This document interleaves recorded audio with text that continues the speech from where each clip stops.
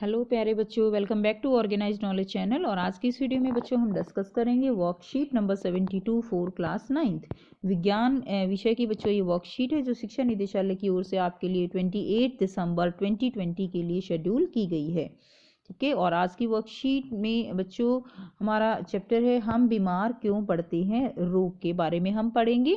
जिज्ञासा दीदी, क्या सिरदर्द एक रोग है? तो बेटा हम यही जानेंगे क्या सिरदर्द जो है एक रोग है या नहीं है। और अभी तक बेटा आपने अगर चैनल को सब्सक्राइब नहीं किया है तो चैनल को सब्सक्राइब कर लें और बेल आइकन भी प्रेस कर लें ताकि आप बच्चों को हर वीडियो की नोटिफिकेशन वो मिलती रहे। So let's start.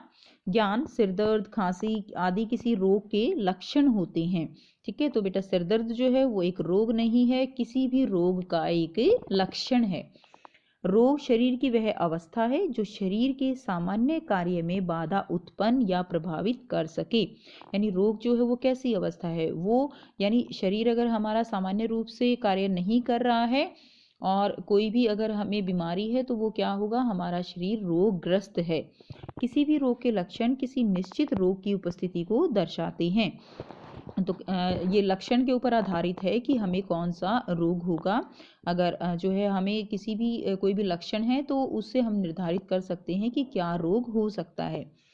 रोग कुछ समय के लिए हो सकते हैं जैसे सर्दी जुकाम, या फिर लंबे समय के लिए या जीवन भर के लिए भी हो सकते हैं जैसे मधुमेह, मधुमेह यानी डायबिटीज।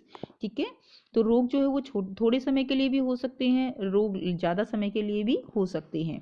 यह कैंसर की तरह जीवन के प्रति खतरा दिखाने वाले भी हो सकते हैं। यानी कैंसर जो है वो एक आप कह सकते हो जीवन के प्रति एक बहुत बड़ा खतरा है, तो ऐसे रोग भी हो सकते हैं।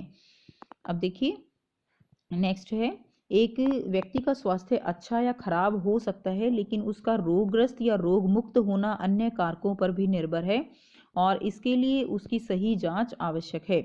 तो देखिए एक व्यक्ति का स्वास्थ्य जो है अच्छा या खराब हो सकता है लेकिन उसका रोगग्रस्त है या वो रोग मुक्त है, ये केवल उसके स्वास्थ्य पर ही निर्भर नहीं करता, ये अन्य कारकों पर भी निर्भर करता है और इसकी जांच जो है वो आवश्यक हो जाती है। अब हम कब कहते हैं कि व्यक्ति जो है वो रोगग्रस्त है, तो वो हम कब कहेंगे, जब व्यक्ति का शरीर या उसकी कार्य प्रणाली में खराबी प्रदर्शित हो, तब हम क्या कहेंगे कि व्यक्ति जो है वो क्या है, व्यक्ति रोगग्रस्त है। ठीक है, यानी शरीर जो अच्छे से कार्य नहीं कर रहा है तो वो व्यक्ति कैसा होगा, वो व्यक्ति रोगग्रस्त होगा। ठीक है, तो व्यक्ति रोगग्रस्त हो सकता है। उसके बाद देखिए अगर उसके अंदर कुछ भी लक्षण दिखाई देते हैं जैसे सिर में दर्द है, खांसी है, जुकाम है, बुखार है, दस्त है, दौरे आदि पड़ते हैं, तो वो सब क्या है, ये सब जो है रोग होने के लक्षण हैं और हम इन लक्षणों के आधार पर हम कह सकते हैं कि व्यक्ति जो है वो रोग से ग्रस्त है। उसके बाद नेक्स्ट है कि रोगों के क्या क्या कारण हो सकते हैं। तो रोगों के बहुत सारे कारण हो सकते हैं। रोगों के विभिन्न कारक क्या हैं कि पहला है जैसे रोगाणु है, रोगाणु जैसे वायरस, बैक्टीरिया, कवक, प्रोटोजोआ, ये सब क्या है, ये सब जो है रोगों के कारण हैं। वायरस के कारण रोग फैलते हैं, बैक्टीरिया के कारण रोग फैलते हैं, कवक या प्रोटोजोआ ये सब क्या है, ये सब रोग फैलाने वाले रोगाणु हैं। उसके बाद देखिए कुपोषण या मोटापा। ठीक है, कुपोषण क्या होता है कि अगर हम अच्छे से भोजन नहीं करते हैं तो वो क्या है, कुपोषण होता है। जैसे बच्चों में कुपोषण ज़्यादा होता है जहाँ पर फूड जो है वो अच्छा नहीं होता, तो उनमें कुपोषण हो जाता है, तो वो भी क्या है, रोगों का कारण हो सकता है। और मोटापा, मोटापा जो है वो बहुत सारे रोगों का कारण हो सकता है।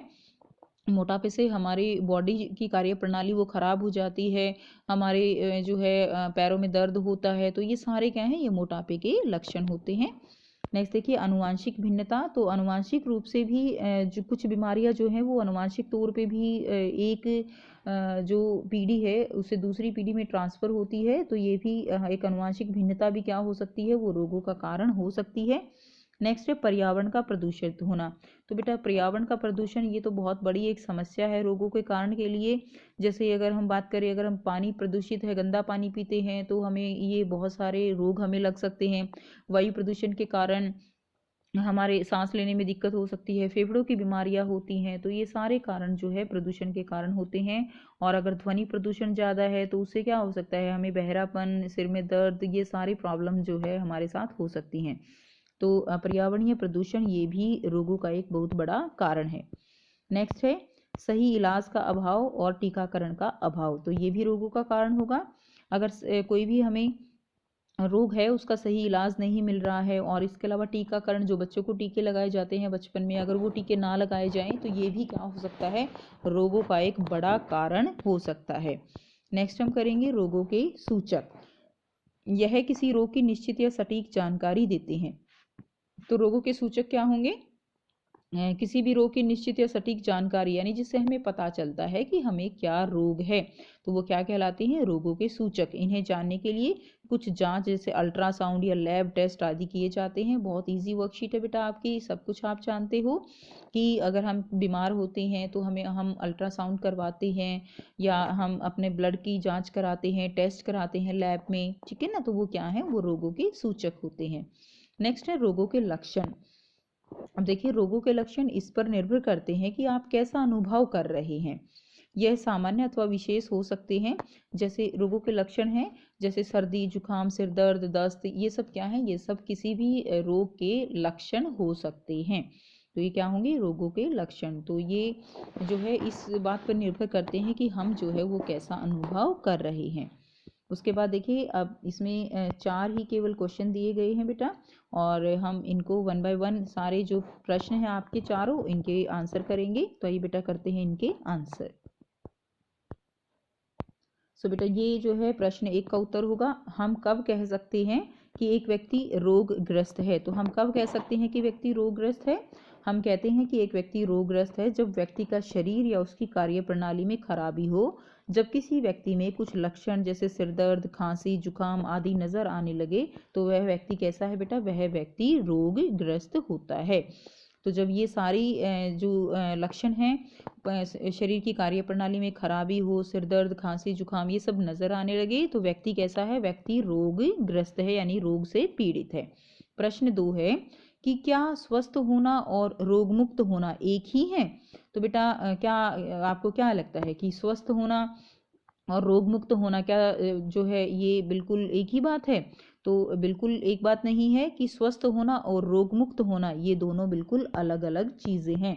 हमने एक लास्ट वर्कशीट में भी पढ़ा था कि स्वस्थ होने का मतलब क्या है। स्वस्थ होना मतलब जो है मानसिक रूप से, शारीरिक रूप से, भावनात्मक रूप से, तीनों प्रकार से हम अगर स्ट्रांग हैं, तीनों प्रकार से हम अगर स्वस्थ हैं, तभी व्यक्ति स्वस्थ हो सकता है। ज़रूरी नहीं है कि कोई रोग नहीं है और वो व्यक्ति मानसिक रूप से अगर ठीक नहीं है तो वो व्यक्ति स्वस्थ नहीं हो सकता, ठीक है। तो एक स्वस्थ व्यक्ति रोग मुक्त होता है, ठीक है। यानी अगर कोई व्यक्ति स्वस्थ अगर हम उसको कह रहे हैं तो उसके अंदर कोई रोग नहीं होगा, वो रोग मुक्त होगा। लेकिन ऐसा आवश्यक नहीं है कि एक रोग मुक्त व्यक्ति स्वस्थ भी हो, ठीक है। तो ये आपका क्वेश्चन नंबर 2 का आंसर हो जाएगा। नेक्स्ट करते हैं हम क्वेश्चन नंबर 3। एक व्यक्ति के रोगग्रस्त होने के संभावित लक्षण क्या हो सकते हैं। तो क्या क्या लक्षण हो सकते हैं, एक व्यक्ति के रोगग्रस्त होने के संभावित लक्षण होते हैं जैसे सिर दर्द, खांसी, जुकाम, दस्त, सर्दी लगना आदि। तो ये क्या होंगे, एक व्यक्ति के रोगग्रस्त होने के संभावित लक्षण होंगे। नेक्स्ट देखिए प्रश्न 4 क्या है, रोगों के विभिन्न कारक बताइए। तो क्या क्या कारक हो सकते हैं रोगों के।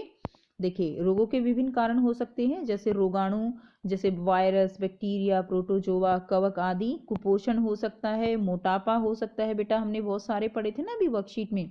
अनुवांशिक भिन्नता, ठीक है, तो ये सारे आप लिखेंगे। अनुवांशिक भिन्नता हो सकता है, पर्यावरण प्रदूषण हो सकता है, सही इलाज का अभाव, टीकाकरण का अभाव। तो ये सारे कारण किसके हैं, ये सारे कारण हैं रोग जो है उसके होने के कारण हो सकते हैं, ठीक है। तो यहाँ से बेटा आप इसका आंसर जो है वो लिखेंगे, ठीक है। तो ये आपका क्वेश्चन नंबर 4 का उत्तर हो जाएगा। सो ये थी बच्चों आपकी बेटा विज्ञान की आज की वर्कशीट फॉर क्लास 9। और अगर इसमें कोई डाउट है तो आप कमेंट सेक्शन में कमेंट करके पूछ सकते हो। वीडियो अच्छी लगी तो लाइक शेयर ज़रूर से कर दीजिए, चैनल को सब्सक्राइब भी कर लीजिए। And thanks for watching, have a nice day.